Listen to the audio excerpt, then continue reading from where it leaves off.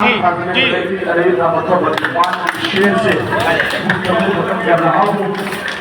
सिद्धूर ग्रामीण क्षेत्र में सराहनीय कदम, क्या कहना चाहेंगे? कहना यही चाहेंगे कि ऐसा कदम हम आप लोगों के हौसला के ऊपर उठाते रहें। यही हम दोनों भाई की दिली तमन्ना है कि आगे भी हम लोग ऐसा काम करते रहें, क्योंकि इंसानियत के लिए काम हमेशा होना चाहिए, तभी इंसानियत ज़िंदा रहेगी। ये मन में कैसे ख्याल आया आपको कि अपने गांव के अंदर हम शहर से आकर एजुकेशन की एक मशाल जलाएं हम? ये देखिए क्या होता है, जब आपके परिवार में अच्छी अच्छी बातें हों तो आपके मन में विचार भी अच्छा ही होंगे। हमारे दादा साहब मौलाना अब्दुल रहमान साहब की एक पहल थी कि तालीम के ऊपर उन्होंने फोकस किया।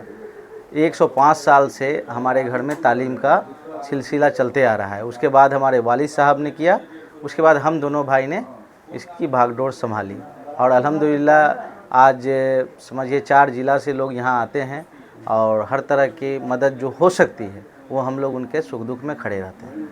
अल्पसंख्यक कल्याण मंत्री पहुँच गया रिबन काटने के लिए, कुछ बड़ी प्लानिंग है क्या? नहीं, बड़ी प्लानिंग नहीं है। देखिए उनका वो फील्ड है, जो मुख्तब मदरसा है उनका फील्ड है।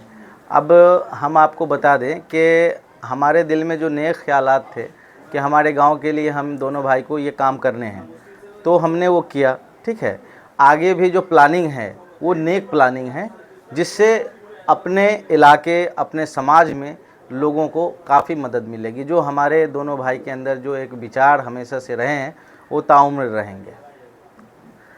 ये फंडिंग जो होगा वो कहाँ से होगा?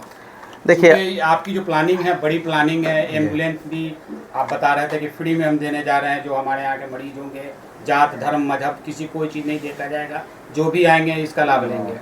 देखिए फंडिंग की जहाँ तक बात रही तो अल्हम्दुलिल्लाह हम लोग बिज़नेस करते हैं और आज 12 साल हो गए बिज़नेस करते हुए। हम जो बिज़नेस करते हैं, जैसे प्रोडक्ट पे एक जीएसटी लगता है तो 18% है, तो हम लोग CSR बोल के एक ज़कात की रकम आती है, वो हम जो हमारा टर्नओवर होता है उसमें ज़कात की रकम को हम साइड कर देते हैं। हम उसी रकम से काम करते हैं और जाति धर्म से उठ के काम करते हैं। हिंदू मुसलमान दोनों के लिए काम करते हैं। हमारे दरवाजे पे कभी आप रमज़ान में आइएगा तो पूरा फील्ड जो है भरा मिलेगा। उसमें दरभंगा के भी लोग रहते हैं, सीतामढ़ी के भी रहते हैं, मुजफ्फरपुर के भी रहते हैं, मधुबनी के भी रहते हैं और इमदाद का काम चलता जी। रहता है। और ऐसा सिलसिला हमारे वालिद साहब दादा हुजूर के टाइम से आज तक चलते आया है। इंशाल्लाह आगे हम लोग जो है इसको जारी रखेंगे। उनसे भी कराएंगे ना, थोड़ा सा नीचे कीजिए, बस नीचे कीजिए ना। ठीक है, ठीक ठीक, वो सब ठीक है। और थोड़ा सा पीछे लीजिए, जूम करके लीजिए ना। हाँ ठीक है।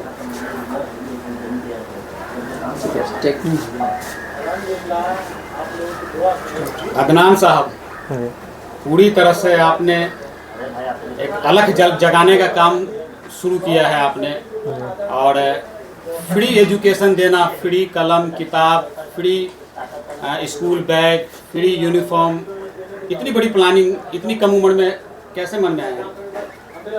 मन में एक्चुअली हम लोग हमारे परिवार में शुरू से, हमारे जब दादा के टाइम से ही, हमारे दादा गांव के जितने बच्चे थे, मेरी दादी जितनी बच्चियां थी, सबको शुरू से ही पढ़ाते आ रहे हैं।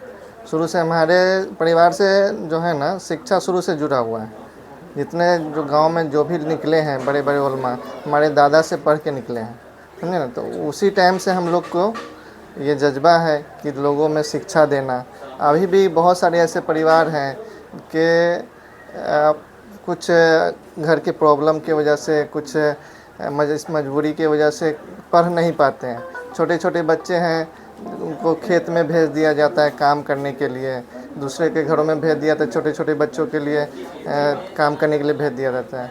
इसलिए हम लोग इस सब कुछ को फ्री रखें हैं कि बच्चों को एक पढ़ाई का माहौल बने और बच्चे पढ़ने के लिए इच्छुक हो। कुल मिलाकर जो पैसा बाधा ना पहुँचे। हाँ, बाधा पैसा नहीं पहुँचे। शिक्षा में पैसा का कोई भी ऐसा रोल नहीं हो कि जिसके कारण कोई भी शिक्षा से दूर हो जाए। अच्छा, अभी तो ये मकतब है जी, अभी तो ये मकतब हाँ मकतब है। आगे इरादा क्या है? इंशाल्लाह जब अभी हम लोग स्टार्ट किए हैं, अभी 2 दिन के अंदर ही 150 बच्चियों का एडमिशन हो चुका है। अभी जब जैसे जैसे बच्चियों की तादाद बढ़ेगी और लोगों में और ज़्यादा जज्बा होगा पढ़ने का, तो इंशाल्लाह इसको और ज़्यादा डेवलप किया जाएगा। इस मकतब के बाद मदरसा, स्कूल, कॉलेज हम लोग का बड़ा प्लान है। अच्छा, ये एक चीज़ और है, आपने हेल्थ को लेकर के भी आपने जी, सोचा है, जी। फ्री एम्बुलेंस सेवा, जी जी। इसका क्या दायरा होगा, कौन कौन लोग इसमें आएंगे? इसमें जो भी गरीब परिवार से हैं, जो लोग ऐसे हैं, आज की स्थिति में देखिएगा सरकारी एम्बुलेंस का सेवा 10 बार कॉल कीजिएगा तो आपको सरकारी एम्बुलेंस नहीं पहुंचेगी। कभी 12 बजे 1 बजे रात में कॉल करके देखिएगा सरकारी नंबर पे, आपको 2-4 इशू आएगा कि ड्राइवर नहीं है तो ये नहीं है, बहुत सारे इशू आएंगे, सरकारी एम्बुलेंस नहीं मिल पाएगा, समझे। उस स्थिति में हमारे यहाँ अगर हमारे टोल फ्री नंबर पे कॉल कीजिएगा 24 घंटा में कभी भी, तो हमारे ड्राइवर एनी टाइम अवेलेबल मिलेंगे और जहाँ पे आप बोलिएगा वहाँ पे जाके आपको ले जाके डॉक्टर से दिखाएंगे। किसी भी स्थिति में, किसी भी इमरजेंसी स्थिति में आपको डॉक्टर तक पहुँचाना हमारा काम रहेगा। मतलब कोई भी ऐसा नहीं हो कि हम लोग रहते हैं अभी ग्रामीण क्षेत्र में, अगर हम लोग को पास से डॉक्टर उस हिसाब के हमारे क्षेत्र में नहीं है, हम लोग को इलाज कराने के लिए अगर बड़े हॉस्पिटल में जाना हो तो मुजफ्फरपुर जाना पड़ता है, तो यहाँ से जाने के लिए बहुत सारे इशू आते हैं। कभी एम्बुलेंस नहीं मिल पाता है, कभी कोई रात में अगर किसी प्राइवेट गाड़ी वाले को कॉल कीजिएगा तो आपको 2000 भाड़ा है तो 5000 मांगेगा। तो इसी स्थिति में हम चाहते हैं किसी की जान नहीं जाए पैसे को लेकर।